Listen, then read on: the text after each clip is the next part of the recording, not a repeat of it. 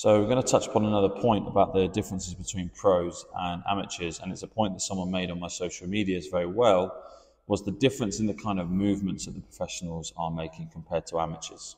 So movement is a massive thing in the game, obviously. Squash is a very physical game, so the movement needs to be as efficient and still as fast as we can possibly make it. Now, I'm going to use someone like Paul Cole as a really good example on the Pro Tour. Actually got a chance to speak to him and his coach a couple of years ago when I was down at Newton Abbot. And we spoke about how Paul's movement had changed since going with Rob. It was quite interesting to get Rob's take as his coach as to what his movement was like. Paul Cole has obviously been renowned for diving around the court, doing the splits, doing some incredibly powerful big movements. Rob actually wanted to take him away from doing that kind of stuff and actually getting his movement a hell of a lot more efficient. You know, quicker feet, using his speed positively rather than having to take big dives, big lunges into the ball all the time. And it was really interesting to watch that then when they were training. I was lucky enough again to watch Paul Cole and Marwan El-Shabagi train down at Newton Abbot, and the difference was huge. What I'm going to do is I'm going to show you a little clip now of when they played at Newton Abbot. I'm going to try and talk to you about the movements that we're talking about there. Just take a look at Marwan's movement here. It's very, very wide lunges, very strong lunges. But over the space of a match, that's going to really tire him out. Whereas if you look at Paul Cole, he's only using those big, powerful lunges when he needs to, you know, when he's under pressure. Whereas when the ball is a little bit slower and he can get there with his quick feet, he's using his speed and his ability to move quickly rather than those big movements. That drop shot there is a really good example. And look at the steps he's taking there, barely moving really to the ball. So there you go. So hopefully that it really illustrates the kind of the big differences between us amateurs and those pros, is those pros are really focusing on movement so much. It's the most important thing. You know, if movement's poor, the shot generally ends up being poor as well. So movement is really important. Amateurs are taking such big movements, often overrunning the ball.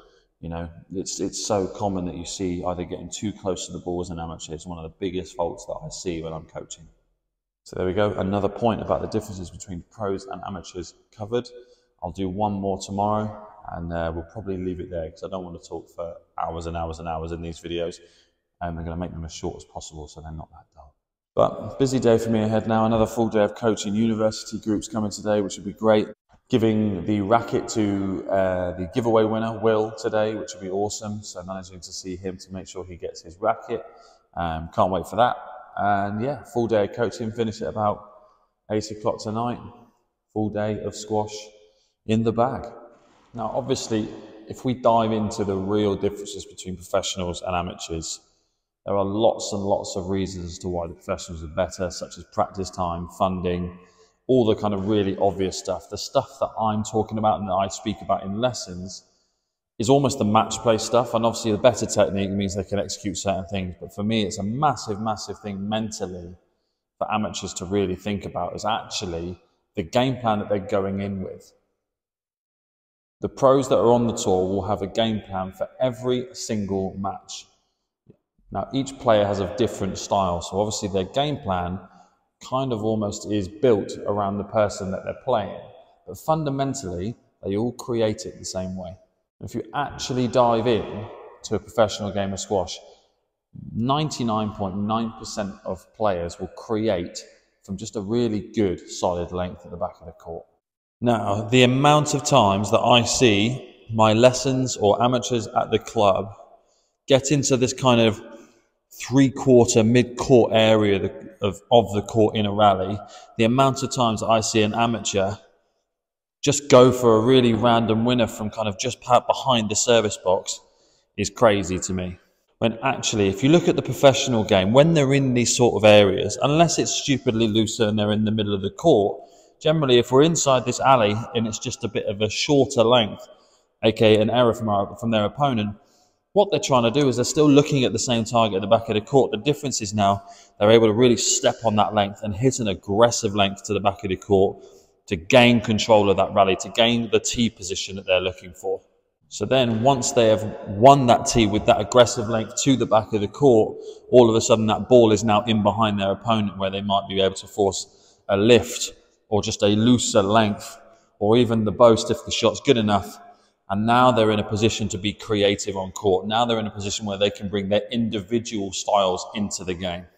You know, we look at Paul Cole as an example. You know, he's very, very basic in what he does, just tries to keep the game tight and just hit his basic spots.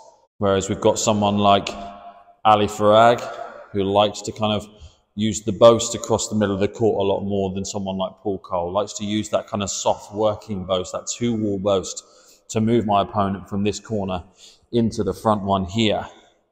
And then we've got someone like Mustafa Asal, who's incredibly aggressive. If that ball is loose in these sort of areas, he's looking for those nicks. He's looking for those low, hard kills. And that's where it becomes very individualistic as a player to your style, very unique to yourself, where you can start to really fire your strengths in. But all of a sudden, they're doing it from the tee positions, rather than what most amateurs do, is they'll try and win the point constantly from the back of the court. And what I tell people when I'm doing my playing lessons especially, is we don't need to beat the player from the back of the court. We've just got to hit our target well enough that we can now impose our strengths from the tee line. And all of a sudden, what that will do is that will just actually take away those silly kind of unforced errors that a lot of amateurs have in their game. There's really silly shots where they are simply just trying to go for too much too early. And then alongside that, they're not giving away the tee position with just a really random shot selection. The amount of times you see amateurs just playing a very random boast or playing a very random drop shot from the kind of 3/4 length area.